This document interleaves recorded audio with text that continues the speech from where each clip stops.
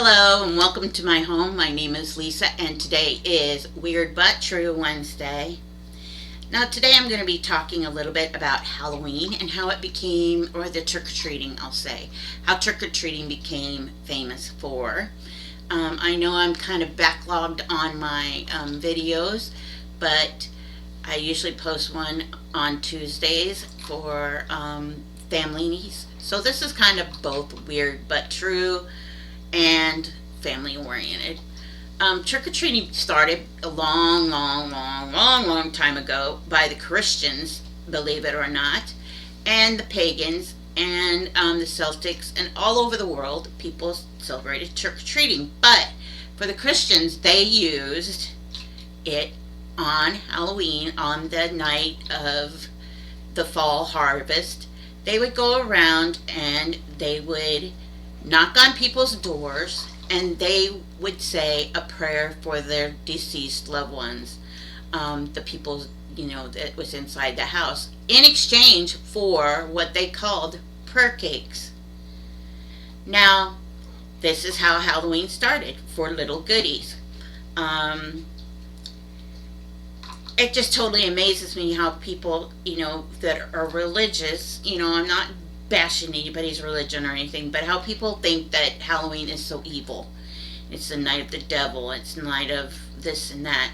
And yet they kind of started trick-or-treating, because they'd say a prayer for the deceased loved one, and in exchange they got these little hot cakes, sweets, and then they'd go to the next house, and then the next house, and the next house, and by the time they got all done with the village, they had a bag full of sweets. So that is how trick-or-treating really started. Now, Halloween is supposed to be a fun night for everyone. Of course, you watch scary movies, and a lot of people, that's the only time of the year they watch scary movies. I watch scary movies all the time. In fact, that's my favorite genre of horror is. And I, of course, get into all of that and the whole year. But I noticed this year there's not very many decorations out like they were a couple years ago. A lot of people, it takes a lot of work to put decorations out in their yard.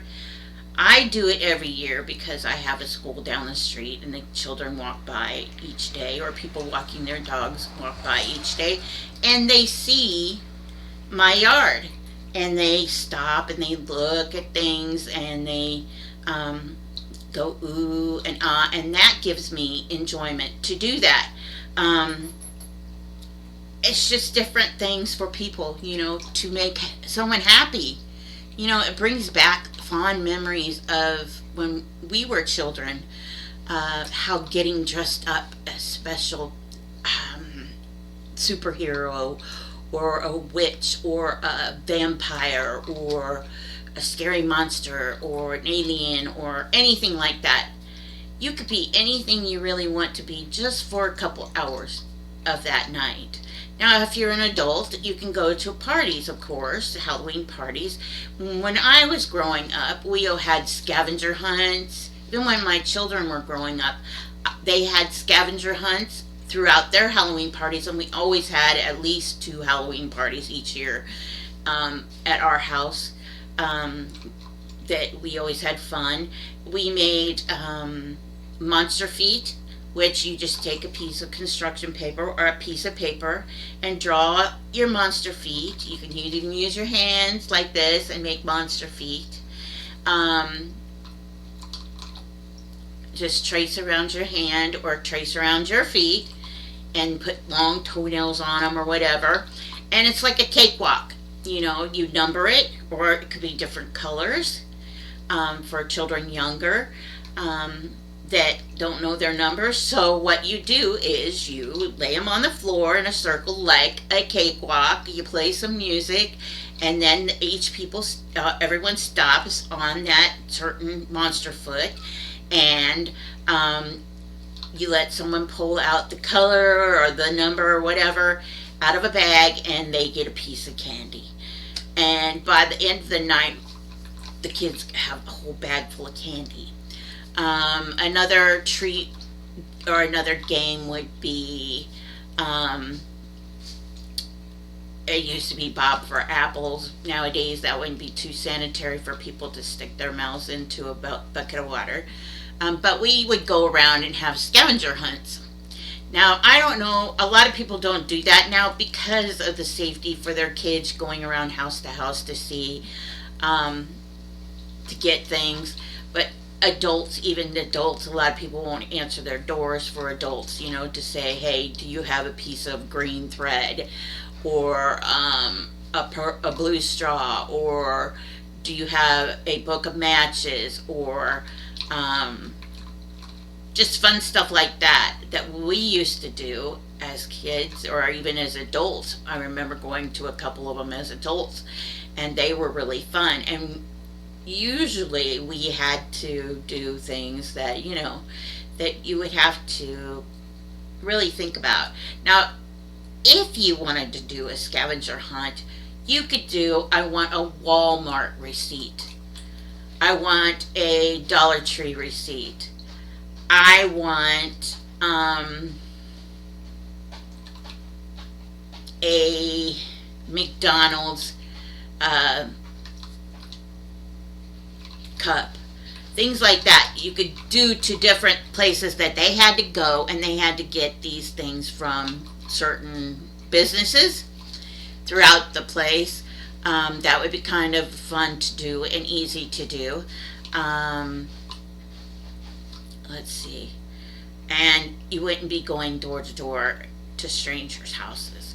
Of course, you could go to friends or family and like that too to get these things. And most of the time, people cheat and they go to their own house if they have these items.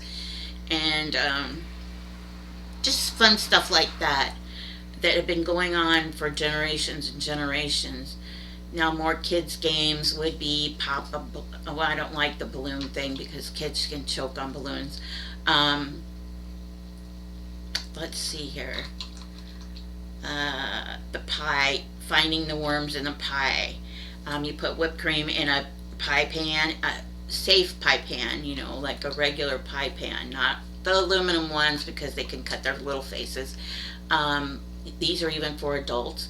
A pie pan, and you put whipped cream in it or chocolate pudding, and you put gummy worms in it, and they have to find the gummy worms with their mouth, they can't use their hands, with their mouth. So that would be cool to do. And each child throughout the game gets their own little pie pan or whatever. As far as that goes, it's pretty messy, so you might want to have like a ring type thingy that you could be put on it and whatever.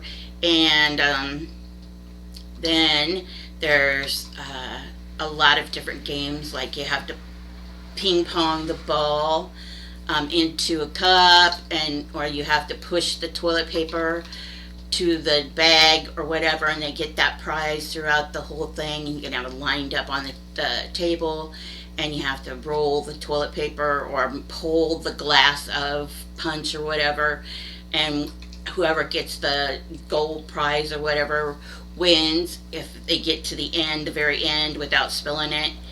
Usually it does spill some and it stops on different lines. But then sometimes they get all the way to the end and they win that prize. So you could have prizes throughout the whole game.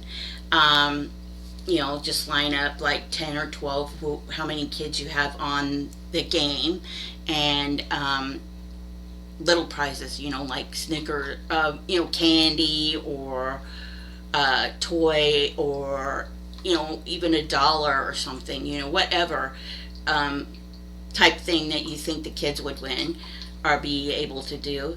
Let's see, just make this a fun holiday again. Go around and look. Christmas time, the kids are so hopped up on Santa Claus and Christmas concerts, and you're constantly on the go at Christmas time. No matter what, you're going to sit down and you're just going to relax and you're going to have fun, you think, and You have Christmas parties, and you have parents, and you have grandparents, and you have maybe step families, and you have this and you have that, and then you're running and running and running and running and running through the holidays. This is the one holiday, Halloween, where you can actually sit and have so much fun doing, you know, just make it a special night, okay? So please share some kindness and shine that inner light for those in the dark.